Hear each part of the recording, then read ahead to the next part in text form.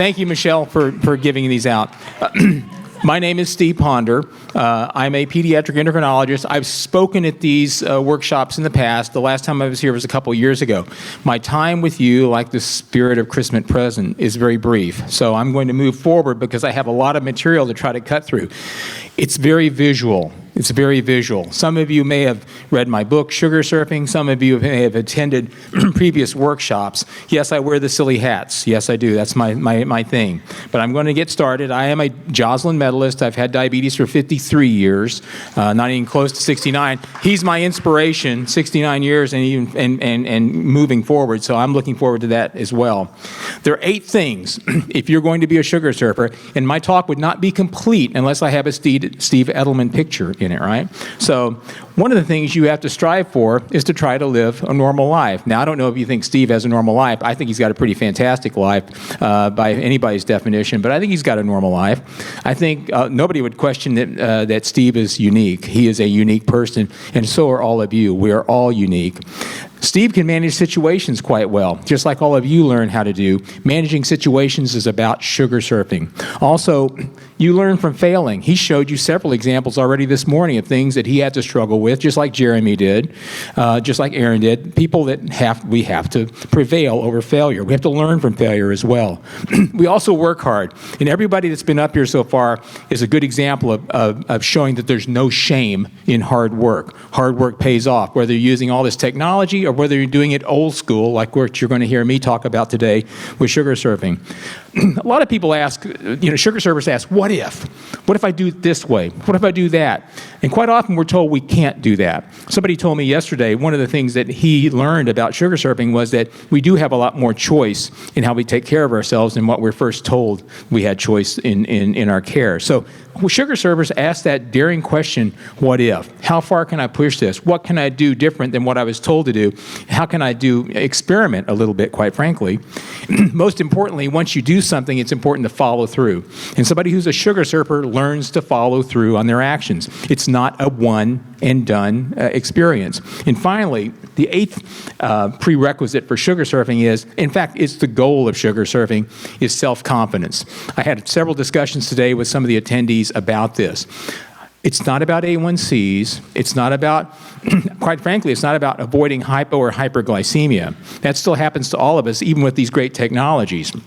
Sugar surfing, to me, is about developing self-confidence in one's abilities to manage this condition.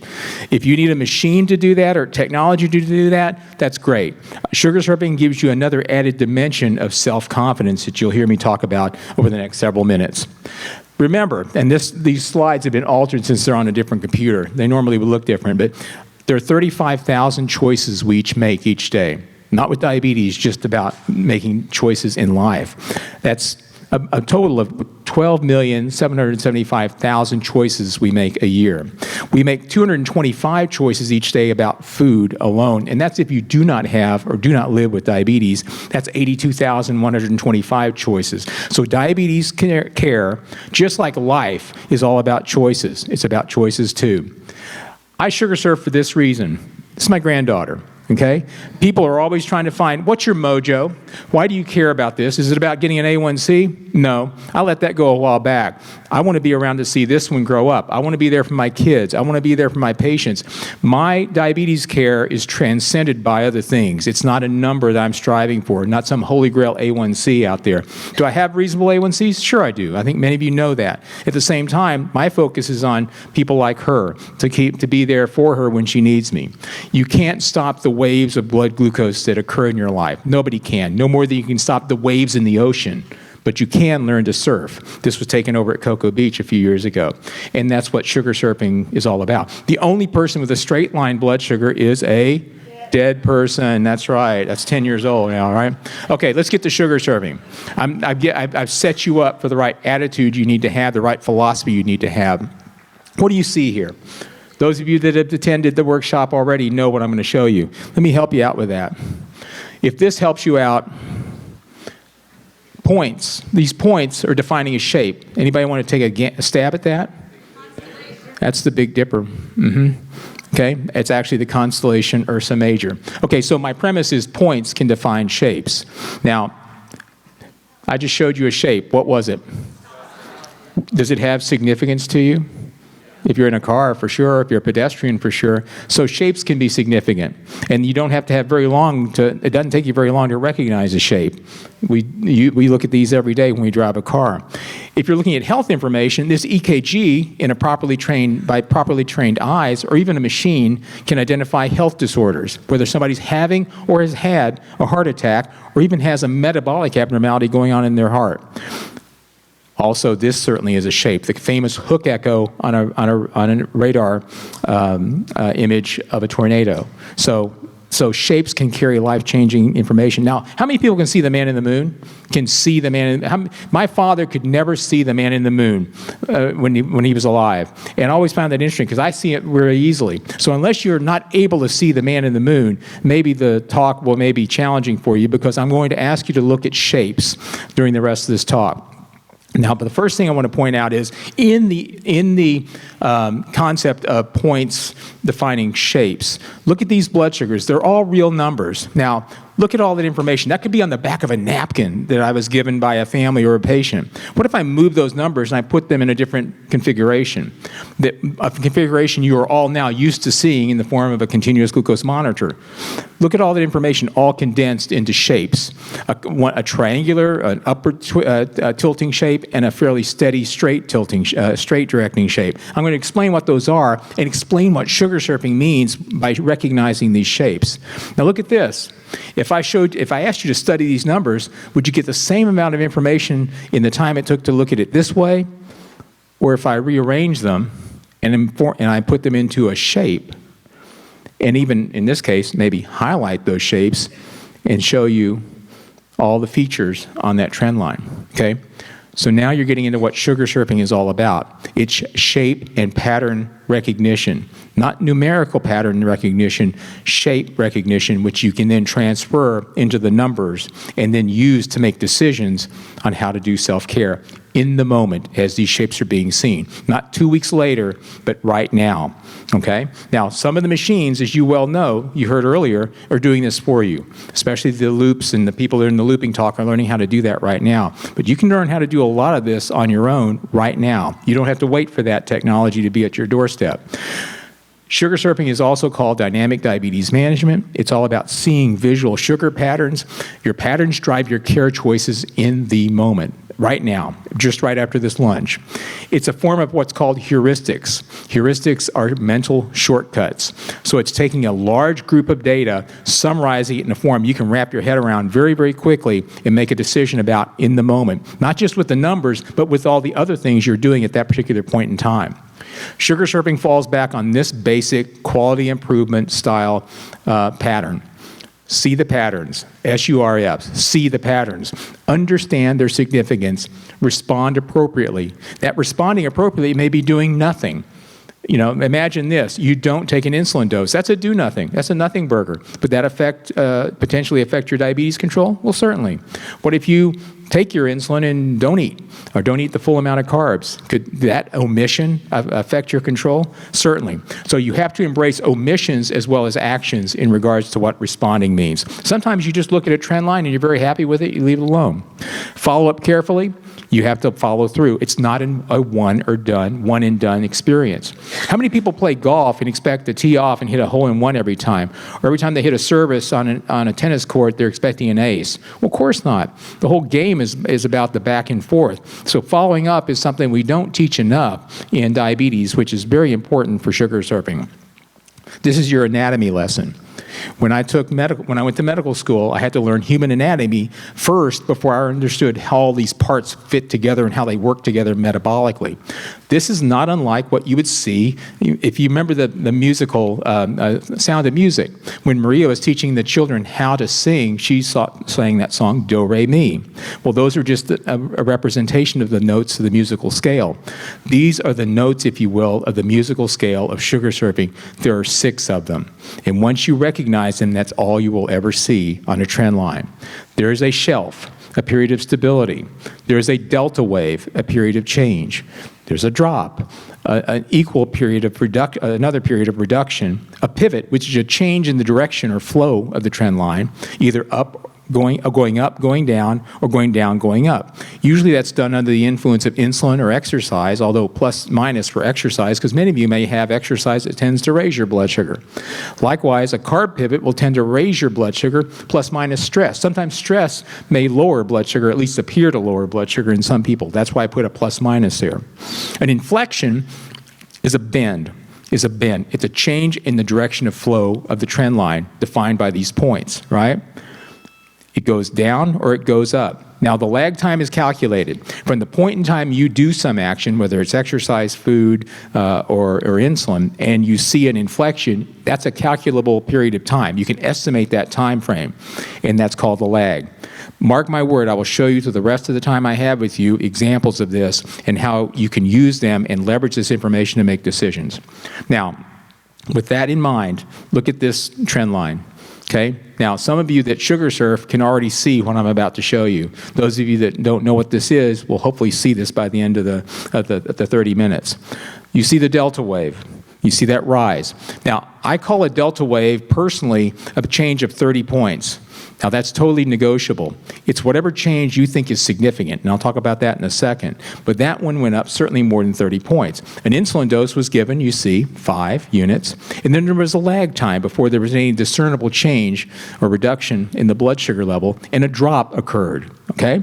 An inflection occurred over on the right that took that drop into a shelf, a period of relative stability. Now, the width of the shelf can be whatever you wish it to be. Generally, I use 30 milligrams per deciliter, or 2 millimoles if you're in use the metric system, as my definitions. That's my definitions. Everyone here is entitled to create their own definitions for what constitutes a delta wave, a drop, or a shelf for them. It depends on how tight you want to be with this. Notice that there is another added calculation there I show you, which is the effective duration of insulin action. The point in time when that 5 units was given until that inflection occurred on the far right, that's a period of time. You can actually estimate how long that insulin worked, okay, in that individual instance. Now, over time, if you do this a lot, you'll be able to get an average, a typical response for how much 5 units of insulin might work under certain circumstances.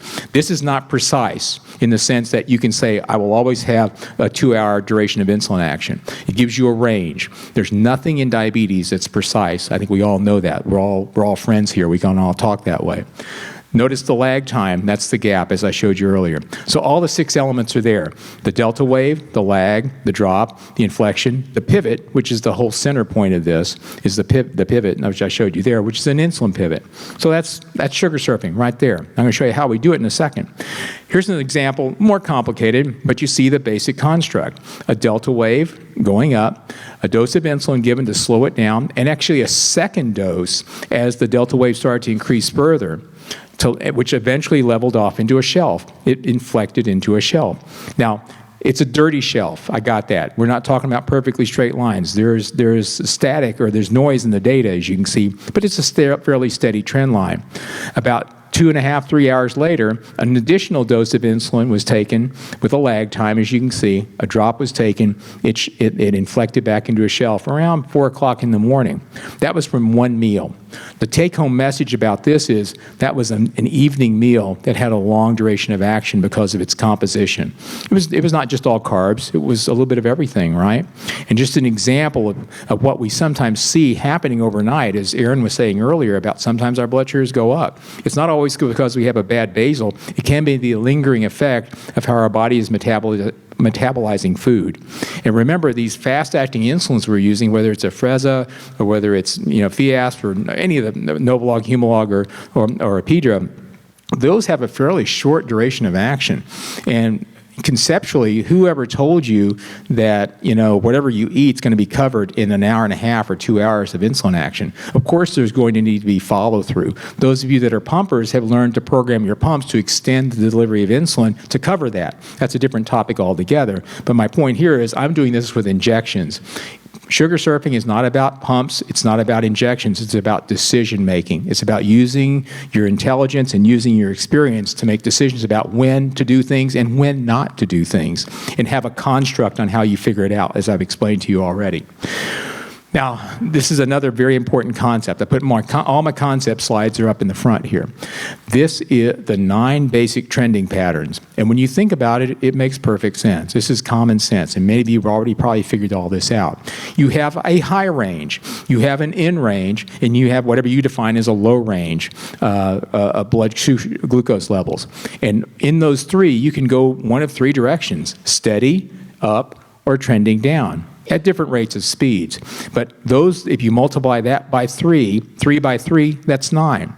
So one thing you want to get comfortable with over time as a sugar syruper is defining what these various trending patterns do to your decision making on whether you dose with insulin, don't dose with insulin, take a carbohydrate to prevent a low, aggressively take a carbohydrate, or just barely microcarb just to nudge something up. So that's also something you have to get very comfortable with, is being able to assess the basic trending patterns. All of you have been seeing these at Wear a CGM. I'm sure you know what I'm talking about now, but they're important to make note of. Sugar syruping emphasizes significance. On the left is an example of what's happening there in words, but the significance of that action you see there, this guy's telling Steve, that's Jeremy telling Steve, you're getting low, okay? So it doesn't matter whether it's going at this rate or that rate, it's dropping. I'm getting low. That's what significance means, not the precision of it, but the significance of something. And the significance depends on where you happen to be. For example, in the bottom, if you're trending from 70 to 100, that's going up. That's a delta wave, but does that delta wave require any action? No direct action, maybe just observation, which is what? Kind of a do-nothing. You know, I don't have to do anything, I just have to watch it. If I'm going from 190 to 220, the same exact pattern, I might want to do something about that, more than just observe it. On the other hand, if I'm going from 90 to 120, it may be okay for what I'm going to go swimming, or I'm going to go take a run or something. So the decision about whether any of this is good or bad or okay depends on what I decide at the time I see it. That's why I call it management in the moment. Now, a machine, if it was fully empowered, would do that for you. And maybe someday the ones that Aaron's talking about will do that for you. However, what a machine can never do is make your decisions for you and know what you're going to do or not going to do. The best a machine can ever do is try to keep up with you. And if we get to the point we have insulins that are ultra fast and they can, glucagons that are ultra fast, we may be able to do that. But not until then. That's going to be a few years off. So in the meantime, you can still plan. You can still make intentions to act that can impact your control. Significance for a shelf, again, it depends on where you like to live. I sleep often between 70 and 100. I'm fine with that. On the other hand, I can also be very comfortable from 90 to 120. For me, 190 to 220, I do something about that. I will generally lower that. But I have children with toddlers who their parents like to run them 180 to 150 to 180. So where you are with this and the significance of it depends on your personal needs at that point in time. Likewise with a drop. If I'm going from 220 to 190, most of us would just let that ride. Just watch that one. If we're going from 100 to 70, it might be time to pull out some glucose tabs or something to offset that. So again, the significance depends on the moment it's seen. Now, delta waves, as you might imagine, they don't all look the same. I'll just give you some examples here. Sometimes they can be very long, extended, or they can be very short and stout and very, very rapidly changing. So you have to decide also not at what point are you looking at that delta wave, as I show these eyeballs looking at different points of the wave, about if and when it becomes significant. Bless you. The one on the bottom at 2 hours may not be terribly significant, that first eyeball on the bottom one may not be something I need to do anything yet about. By 6 hours, it has become significant. So I don't want to lose people in my basic core definition of what a delta wave is, that it's a change of 30 points over 1 hour. It can be a change of 30 points over 3 hours, and that could still be significant. I'm just giving you a construct. So time is very important. Know the 9. Just remember those 9 trending situations and how you would respond. You have been seeing these ever since you've worn a CGM. I'm just trying to point them out to you. So how do you determine significance? I created a bit of an algorithm for this. Current. What are you doing right now? Most of you you're all sitting here listening to me talk. You just finished a meal. I'm not sure how much each one of you had. Obviously, only you do. But you know what you just did. You know you're going to be here for another 20 20, 30 minutes before I wrap up, and you maybe stay here or go to another conference. So that's what you're currently doing. I'll get down off this podium, and I'll have an hour and a half before I'm back up here to do a table session at 3:30. That's how much I can remember. What I did yesterday at this time, I have no idea. I cannot remember. It doesn't matter, because all I care about right now is what's happening right now. Anticipated, like I said, what am I about to do? I'll be up here with you in another 20 minutes. Recent, what have I just done? I had lunch just like you guys did. I walked over here and we fiddled with this computer. And experience, I've given lots of talks like this before. I know what they do to my blood sugar. I know how they sometimes raise me, sometimes they lower me. So that's significance. I just go through my care protocol real quick, my checklist, if you will. So dynamic diabetes management is basically the combination of glancing, looking at the trend line, and deciding what not to do and what to do. That's as simple as it gets. When you drove a car to get here, you made hundreds of decisions about which exit you took or not, if you tried to run that yellow light or not, right? Or whether you turned in the first exit or the second exit. You made lots of decisions. You do it all the time. You don't even give it a second thought whether you're a good driver because of that. It's just decisions and choices. That's how you have to look at sugar surfing. It's about making choices in the moment. It's not about what you choose to eat. And like Jeremy, like he said earlier, low carb-ish. Yeah, I'm low carb-ish at times, but I'm also high carb just like they are at times, okay? I choose what I eat, and I choose based on how much effort and time I want to put into it. If I choose a high carb meal or go to a buffet and eat a lot of carby foods, then I know that I'm in for more work, and that's fine. I make that choice. It's my choice. On the other hand, I can avoid that, eat lower carb, and possibly even avoid taking any insulin. I did that yesterday just to make a point. Had a fairly nice straight trend line. But tonight I may have a hamburger and french fries. I may do something different. But it's my choice. I'm not beholden to somebody else's protocol to do what I want to do. Okay? I do what I want to do. And it's not rule 5 to go say F it or anything like that. It's just that I can do it. And because the goal of this is all developing self-confidence in my ability to do it. And for the reasons I've already outlined to you. Now, I made this little funny thing just to make a point. We all live on an island, a sugar surfing island. And you can see on the far left-hand side, a lot of people like to hang out at the low-carb lagoon because the surfing over there is pretty smooth, right? On the other hand, you might go to Ice Cream Ridge over on the far right, or Pizza Flats. And it'd be nice if you could make it flat. Or Montezuma's Revenge if you like Mexican food. So Hamburger Point could be really rough surf. Anybody who surfs knows exactly that these locations have some pretty colorful names. But the foods that we eat can also be categorized by how frequently we eat them. If we eat breakfast cereals all the time, I would dare say through practice, many of you are probably pretty good at it, at breakfast cereals, even though some of us would struggle with it, at least at first, until we got the hang of it and practice somewhat. So sugar surfing exists at the intersection of static and dynamic thinking. Kids can do it. This is a kid in Wisconsin, used to see me in El Paso. He sees it as a challenge. He likes to do this. It doesn't burden him. He enjoys it. I wish I could say every kid. I'm not saying every kid should do that. This kid did. This kid went to a workshop in Minneapolis a few years ago. Within a day or so, I had this information from the mother that he had learned some new techniques through one of the 2.5-hour workshops I do, he and his mother had, and they were doing well. He wanted to do this. He can eat the higher carb things if he wants to. I'm not here pushing carbs on people. I'm just pushing empowerment, and people can choose with that empowerment what they do with it. This is one day after the Minneapolis workshop. The pivoting, which I showed you at the beginning, is what most people adapt to first, because in the past they were told not to do anything after they took a dose of insulin, just let it ride until the next correction time.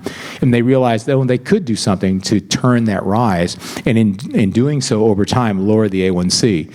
This girl in Wichita, their family went to the workshop, and just to show you, there's a quote down here. I don't want to read the whole thing, but the dad said, "It's important to note that my wife and I apply sugar surfing techniques with quite different approaches, but with equal success." The point is, if you're a tennis player, you can win Wimbledon if you have a continental grip, a Western grip, or an Eastern grip. It doesn't matter, because that's how you hold the racket, or what brand of racket you have doesn't matter. It's how you play the game. And sugar surfing is exactly the same thing. Different styles can have similar outcomes. Remember that. This got me about 3 years ago. I was in Houston. This woman came up with a baby before I gave this talk. I was bawling. I couldn't help myself. She had read the book and it kept her blood sugars, and she had a 4.5 A1C. She was 26 and managed to avoid hypoglycemia and all the things you might imagine happening. I think she was on a pump too, not and a sensor, but they weren't connected at the time. But she had this little baby, and it never dawned on me this would actually be something that would benefit unborn children as much as it did. She had a very healthy pregnancy outcome. So sugar surfing can have benefits on all sorts of levels besides just self-esteem and self-confidence. So being my control, as you can see here, this is the only concept slide I have. My control is about 50% what I plan and 50% what I have to react to. Is that not what life's about? You know, how many people made plans today that somewhere along the way they got sidetracked or derailed? All the time, and that's in a perfect day, 50-50. Wouldn't it be strange if everything that you planned for the day worked out exactly the way you wanted to at exactly the time you expected it to? You know, that's a Twilight Zone episode. You know, that's really what that is. So the reality is you have to be comfortable with that. Everybody should be comfortable with chaos and unexpectedness. We can curse it, we can get mad at it all we want. Don't get me wrong, I'm down with that. At the same time, we can also just say that's the way life is. We'll just have to react to it and respond to it. You've got a lot of positive messages today about that and yesterday. Basal insulin. Let me shift gears. What is basal insulin meant to do? And Aaron had a very nice comment about that. You know, our basal adjusting pumps, if you want to call them that, the ones that are out there now, the looping devices, what they're trying to do is surf. Effectively, they're surfing tools. They're automated surfing tools that have a great deal of benefit to people. You've heard the value of being able to sleep through the night, and I think that's wonderful. What the basal insulin is intended to do, whether it's through a pump or through a shot, is to maintain stability. And as he aptly pointed out, people's insulin requirements shift from day to day. Normally, that's just what everybody does, you know? And so this idea of having one fixed dose for everything all times doesn't make any sense anymore, not in the era of continuous glucose monitoring where we can see that the emperor has no clothes when we have this, right? So, but this is the purpose of a basal. Just always remember that. So we want to balance incoming sugar with outgoing sugar, okay? So the first thing I do in the morning is I try to look back. Some days I have something like this because I've lowered the basal rate to the lowest point, like doing the limbo, to where I'm not dropping all the time. But I'm not always successful at that, as you've already heard. Sometimes you can be a little bit basal heavy, and this is on the same dose as Aaron had said earlier to you. So there's a tendency to sometimes drift down. Now this one went below 70, as you saw here, but not all days do that. So some days are not. Sometimes it drifts up. I'm basal light, if you want to call it that. Now, I think it's great to have these devices that are allowing us to make the adjustments automatically for this, because I think getting a good night's sleep is an awesome thing. I do think that's a great thing. These devices are not sugar surfing fully for people, but this part of it, I can't overestimate how nice it is to be able to not have to worry about those 3 o'clock in the middle of the night lows as much as you did before. So I think that's wonderful. But I always get up in the morning. The first action I do is look back. How did I do overnight? I think that's a good habit to get into. I've been doing it for 10 years, 12 years now, okay? The point of the basal insulin, if you're doing it by injection or with a pump setting, but that's not self-adjustable, is to keep you steady. Well, even that's the point too. It's to keep you steady. It's not consistently meant to raise or lower your blood sugar levels unless you are looping. Now, that's different because that's now trying to target you back to a certain level, try to steer you down. But if you're doing it by injections or by traditional pump therapy, you're just looking for stability. So the way I wrote sugar surfing and I described it was you want to be basal neutral as much as possible, You don't want to have a steady drop all the time between meals. That would imply basal heavy, too much basal insulin going in. Or drifting up all the time, which would imply basal light. You're too light on the basal. But basal neutral. And again, the loops take it to a whole nother level now. But the point of a standard, the old school basal, is to keep you steady. This requires balance. You can see Steve, I got a picture of him out there surfing before the conference. But to be able to do that, you have to be balanced. Now, the prerequisites, and I keep scratching them off, because you notice I took away calibration. Nobody has to calibrate as many of these things anymore. You got to glance. You got to manage those alerts and the alarms. I turn them on, turn them off. I adjust them. Just like you. How many people have a cruise control in their car that's preset at 70? Well, the whole concept of presetting a cruise control makes no sense.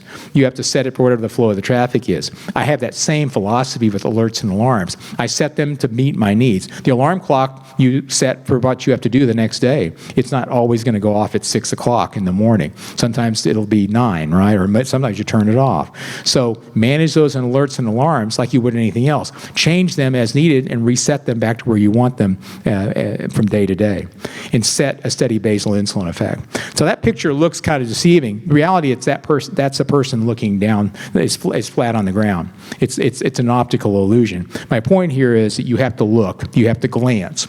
This was from a talk in London from earlier in the year, and this is with Libre data, but I use it in my office to make a point. If you look at the number of scans per day, how many times you actually lay eyes on the data, on the image. If you look at this, the more scans or more laying of eyes on those images, the lower your A1C tends to get. I think it's an interesting connection because there's a lot of things that go on between looking at the data and the A1C coming down. So what do you surmise is going on? That information is being used in some fashion. It's either being it's either affirming that things are doing well, or some action needs to be taken, correct a low, treat a high. So I sometimes will download these devices in the office and find some of my patients are only scanning or looking 3 times a day. And my encouragement is not to change a setting on a pump, just try to encourage them to look more often. Because I know when I get them to look more often, they'll have more empowerment. They'll do more with the information than if they don't look at it but once or twice a day. So again, more scans per day, the better control you get. The basic sugar surfing moves in my remaining time. The pivot you see on the upper left, that's an insulin pivot. Carb pivot on the right. Bottom left is a drop, and the bottom right is more of a nudge or a shove, if you want to call it that. And I'll explain those in a second. Here's your basic pivot. Do you see the constructs I've talked about before? The delta wave, the drop, the insulin dose, the changing of the direction of that line, the lag time. I showed you this one earlier, so I'm not going to explain it much more than that. And the shelf. That's a basic pivot. You can take a basic pivot and do a mini pivot. This is when you start really getting into tight control. Notice that there's a slight uptick there, and the blood sugar is 128, but it had gone up from around 80. Earlier, so that's a small, a very tiny delta wave, but it's even within the window of what most people would feel acceptable levels of control. So a small dose, 2 units, a microdose of insulin was given. Now, microdose for me, that might be 1/10 of a unit for your toddler. That might be 5 units for some of you, compared to what you normally take for meals. But notice the same construction. It pivots, and a small drop occurs, then it inflects back to a shelf. Same structures. You have to just get better at seeing them, okay? And that's microdosing. That would be how some of your automated pumps in the future will try to do this as well. I'm not sure they dose you at 128, although they would base it on a predictive model. Okay? So I decided that was significant. So I made that decision, not an algorithm. So that's the difference between me and the loops. Here's another example of a mini pivot, a small dose. I do this a lot. I take on average about 11 to 13 small doses of insulin a day. Some of those include the meal dosages, and that's just steering the line. Okay, I posted these images recently on my site, so you may have seen 4 or 5 days worth. This is from a slow carb meal. Again, I know that sometimes we eat carbs and sometimes we eat them with a lot of fat and protein, and it slows them down. And that's why we sometimes get some middle of the night highs, as you can see here. And this requires me to take some of these doses later in the evening. And on the days I do a full low carb evening, I can sometimes be fairly straight during the night. Again, that's a hack. It's a cheat if you want to call it that, but it works. Okay, so I have to decide how much effort do I want to put into this meal or this evening. Here's a carb pivot. As you can see, a nice drop there. 8 grams of carbs, not a full 15. And notice it takes about 30 minutes for that to turn. That's where it requires some patience to get the blood sugar back up. But it does pivot back up. Now, in that 30 minutes, if I panicked, I could take another 8. I could take it 15, and I would probably shoot that up higher. So patience is a virtue in sugar surfing. I didn't put that up there, but it's one of in the main talk it is. Patience, consistency, and resilience, okay? And you have to learn how much force to apply to start turning things. This is not in the aftermath of a large insulin dose, so I'm not worried about dropping down to 30. It's a slow drift, so it doesn't take a big push to move it back up. Now, this is taking the drop. Steady trend line, shelf, roughly 200. Take 6 units, 35-minute wait time before it starts to turn, so you have to be patient. You see the drop, it inflects back to another shelf, 90-minute from start to finish. You could say that 6 units had a 90-minute duration of action. Now, those of you that loop know that your duration of insulin actions are usually not that short. That's a different model. That's based on different mathematics. But in this case, because you're looking at the real data in real time, this is what this took 90 minutes. I usually look at this more as how long did that last rather than I predicted it'll last 90 minutes because it's variable. The next time I do this, it might take 2 hours. So I just have to watch the line and keep my head in the game. Microcarbing, steady shelf, right around 80. I want to be a little bit higher, so I take 4 grams of carbohydrates. That's usually a glucose tab or a peppermint, and that took me up about 25 points. A little bit went a long way, and now I weigh 155 pounds, so that just shows you some of you may get fairly significant swings if you're just trying to barely move the blood sugar level. So use small doses of carbs to make those maneuvers. Double pivot. As somebody said earlier, what happens if you overshoot it and you feel like you're going to drop as a result of the pivot? That happens sometimes, as you can see here. And just like you use the brakes as well as your accelerator on your car, notice that I sometimes have to use some carbs to break that, pull it back up, and level it off to a shell. There's nothing wrong with that. That's what we do. Sometimes we have to tap the brakes when we're driving the car. When you're doing a correction, you got to remember these 3 things. If you have a blood sugar of 100, you have no idea in the old way of thinking what direction that was moving. Okay, that's why we got so many different opinions about how things should work. Now we can see the trending. We can make different decisions about what we want to do. So one of the things you want to try to do when you're trying to learn how to pivot is to pick a point. I'm going to put these up here for speed. But you pick a point, typically high when you're starting, and I say 180 here, and you start pivoting from a high altitude mark to get your moves down, find out how long things take to work. And as you get better at this, you start learning. I'm going to show you some examples. As you get better at this, you move yourself down to a lower pivot point, okay? Has everybody got that one? How many people here pivot already? So many people, okay. With insulin, you start practicing high, and you have small doses, and you see, what does 1 unit do? I showed that earlier. Okay, see all these examples here? 1 unit on that pivot didn't do much. 2, a little bit of a deflection. 3, it came down. 4, now that was the right one, but I did 5. That was too much. So now I've got a fixed point I practice from, 180. What I did personally was I practiced from 140 and 180. You might choose 150 and 200. Just pick a fixed point in space, if you want to use that analogy, and practice what it takes as you're going up to turn that.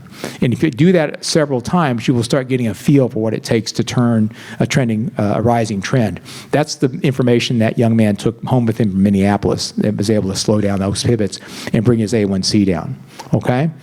And then as you get better, you can lower your thresholds. And now you see where the micro boluses come from when I'm bolusing at 128, because I'm using very tiny dosages just to nudge the direction of the line. I'm not waiting for it to get to 180.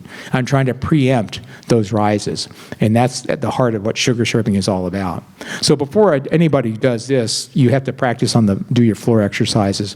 And when you're learning how to drop, you pick a steady shelf. I had 180 here as an example, a steady up higher than what you desire range. And I start working with small doses, 2, 3, 4, 5, and then figuring out if I drop it less than 30 points, I call it a nudge. If I go more than 30 points, I call it a drop. That's just a different terminology. You can use whatever terms you want.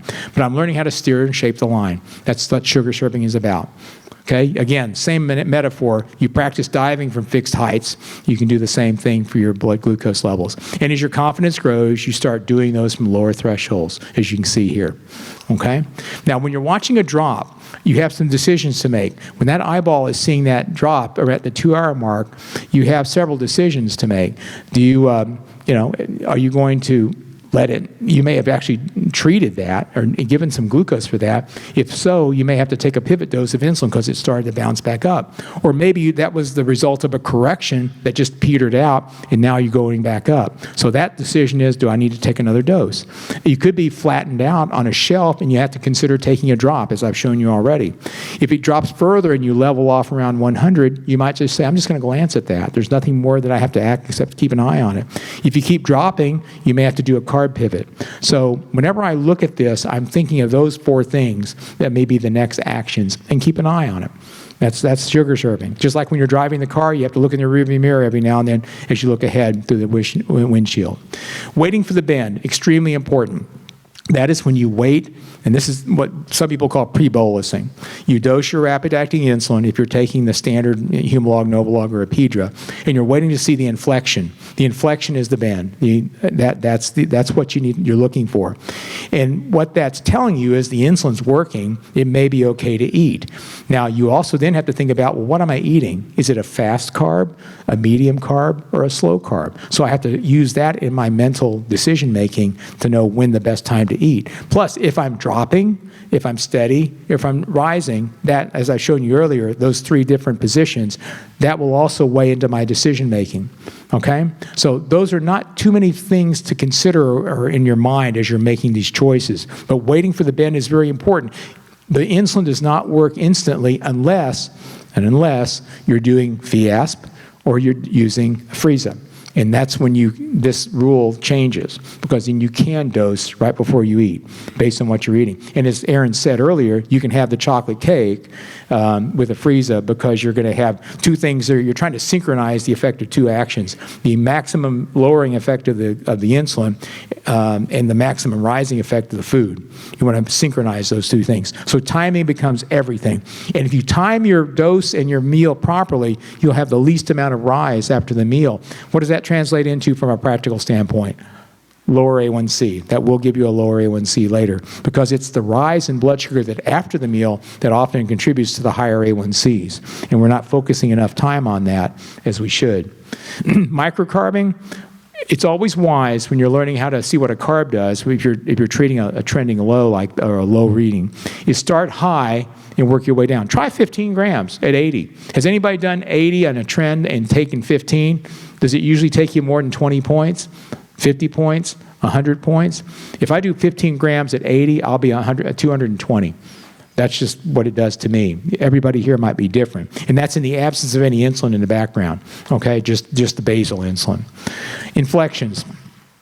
Do you see them? Do you see that one? That one and that one. 2 of them are inflections, one's a pivot, okay? I want you to dream about this tonight when you're sleeping. Dream about these things, okay? Inflections have meaning, okay? When these inflections are occurring, I'm going from one structure to the next. And that's just the grammar, if you will, the grammar of sugar serving. Is that significant, and do I need to take action? The one on the far left, going from that delta wave to that shelf, is perfectly fine. I'm very happy with that inflection. No action required. On the next inflection starts to trend up into a delta wave. As that starts to happen, I usually watch that more carefully. I did pivot, as you can see here, do a micro pivot, and then did a drop, and in about 2 hours later, hour and a half later, leveled off into a shelf. So the inflections are guiding me. They're giving me useful intelligence about this line so I can make a better decision.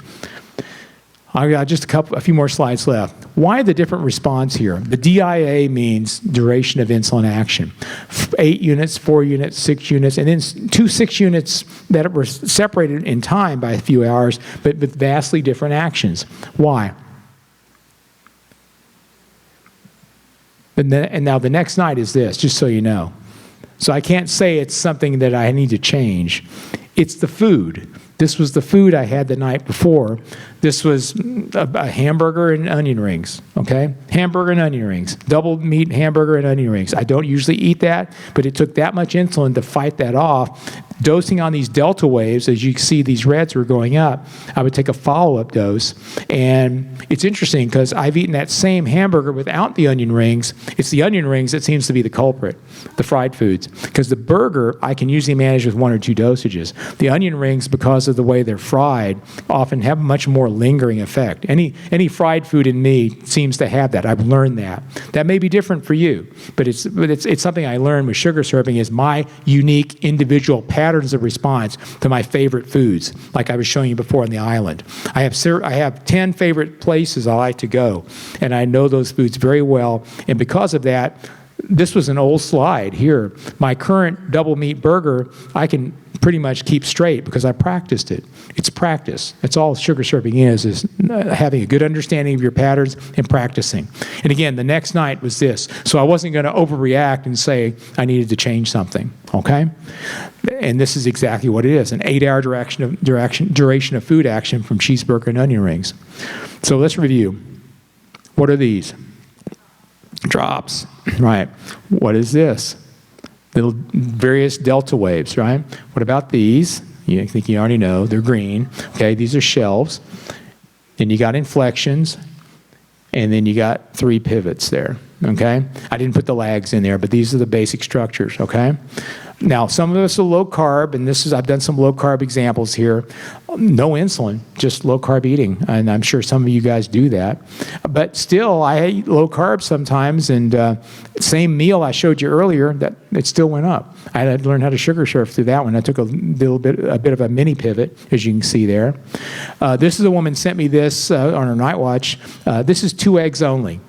How many people have a huge rise with eggs only? Not sugar added to them, just eggs only, okay? I find this fascinating because that just shows you that just because it's protein doesn't mean some people don't metabolize it differently. We're all different. We all have to respect our differences.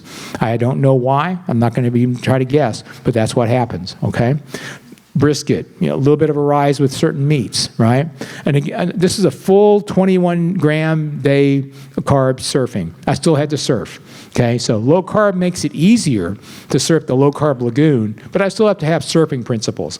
Likewise, if I'm looping, I still have to have some surfing knowledge to be able to make decisions on that as well. So surfing is not going to interfere with anybody's looping abilities or any low carb abilities. It's not about what you eat, not about the technology. It's about decision making. And again, 21 grams of carbs all day in this example. You see the highlighted areas which show my structures there, and this is how I did it. That's 12 units of Traceba, only 1 unit of Humalog for that day. I don't do this every day. I'm not a low carb everyday person. It's just that it works for me on some days, and it's very helpful. So low carb eating may calm your waters, but everybody gets stressed. Everybody has pumps that fail. Insulin can go bad, and your basal insulin effect can drift, as you know. So what do we want to remember here? Remember the patterns you see and decide if they're significant or not. You're managing situations, not just the blood sugar, not just food, not just insulin. You can preempt things as they're happening. You can step in and prevent something from happening. Just like you can prevent your car from running off the road when you hit the white line or hit the rumble strips. You don't have to go off into the ditch before you turn back down the road. Chain-dependent insulin dosing, which I didn't have a lot of time to discuss, is called I-chaining. I-chaining, okay? Some people like to call that stacking. That's not stacking. Stacking is indiscriminate. This is taking additional dosages with a purpose. You have to know that insulin action is not a constant. Many things change it. Stress, the delayed action of food, as I showed you. You're steering a trend and not just reacting to a number. Last slides are just some 3 situations I want to show you. This is just a situation. Now, when I show you these completed diagrams, you see the whole thing. But the reality is, when you see this, when I saw that, it began right there. That's 4:30 in the morning, and there's a delta wave, and the blood sugar is 195. That's when you make the decision. You look back, do you act, or you just roll over and go back to sleep? Well, I decided to act. And when doing so, I committed myself to managing the rest of that situation, which took about 2 hours. That went up. It still continued to rise, but it finally pivoted, dropped, and around 6 o'clock in the morning, it leveled off to a shelf. Now, by 5 o'clock, I'm waking up because I get up early to go to work. So I was not afraid of going to, whether I was going to still be awake or not. But that's what it took for that. And then once I was back on a shelf, I'm on a new situation. Pizza. Somebody said, Jeremy was talking about pizza. Pizzas are all different, right? This situation is quite simple. It's middle of the afternoon, 6 units, 66 grams of pizza, the best of my estimate to estimate. And then over the next several hours, I have to manage that pizza with a secondary dose. As see that delta wave starts to uptick about 2 hours later, that tells me that insulin dose is wearing off. That pizza is still working. It needed backup. So I added a little bit less in the first. And this is where you have to experiment a little bit. I usually take less on secondary dosages. So if I took 6, I take 4 or 3 based on how fast it's rising. And you can see it pivoted back down and leveled off to a shelf. So that particular pizza took 2 insulin doses over a period of time. And then back to my last situation. Last one. When I do workshops, people take me out to dinner afterwards and they say, here, I want you to serve this food. It's like, I have to prove myself to them. And so when I was in Portland, I had to do this. And so when I did this, this is baby back ribs, French fries, coleslaw. And I didn't know what it was until they ordered it. And I had 2 dietitians there who counted the carbs and said it was 90 grams of carbs. So as I'm walking to the restaurant, I say, I'm going to get carbs. I know this. So what I do is I took 5 units up front, just as a starter dose, like ante at the poker table, right? And then once I got the rest of the food up on the table, I took the other 4. So I took 1 to 10. That's where I started with. And then I surfed the rest of the line. Now, what I told the organizer was that meal, when I looked at it, looked like about 8 hours of work. And it was right. It was about 8 hours and 10 minutes to get it back to a shelf, okay? Now, I'll never go back to that restaurant because I don't live in Portland, Oregon. But if I did, and that was a favorite food of mine, if I surfed at that lagoon all the time, I would figure that out. That line, the second line, wouldn't look as mountainous as the first, okay? You have to remember that. Just because I had a rough time at it at the beginning doesn't mean I will assimilate. I will adapt. You will adapt. That's what sugar surfing allows you to do. It allows you to adapt to these things if you're willing to do them more than once. Okay? But even though I didn't do it more than once, I did it just once, you can see I was still able to keep it under reasonably well control. Okay? Last slide. Okay, last tips. Keep your eye on the line. Glance at these trend lines often. Glance smartly. Look about an hour ahead. Know what you're doing right now and know where you just were. You remember where you were an hour ago. I won't remember this tomorrow, but I'm just telling you that. I know what I'm doing right now. Insulin wears off, food wears off. It's important to be able to tell the difference between the two. Inflections tell you a multitude of things. Trend line significance is always determined in the moment based on what you're doing and what you're about to do. Rapid insulin effects can be overlapped. That's called chain-dependent insulin event management. It's not called stacking. Stacking is indiscriminate. It's shooting from the hip, rage bolus, whatever you want to call it. That's not what it is. Stress happens. It acts as a wild card. CGMs know better than they're used to, better or worse than its user. You can take a picture of this if you like. This is my last slide. I know this is it. We're doing a sugar surfing cruise, by the way, on June 28th out of Galveston. If you're interested, just go to the website. It's free to attend, and just registering for the cruise covers you. And we'll be doing it for a week. I'll be doing a full workshop and then hanging out and talking over dinner or at the lounge with any of you guys that want to learn about sugar surfing. Pick my brain all you want. If we get enough people, maybe I'll bring some hats for people. We'll have fun. Okay, it's going to be out of Galveston. So thank you very much for your time and attention. Thank you.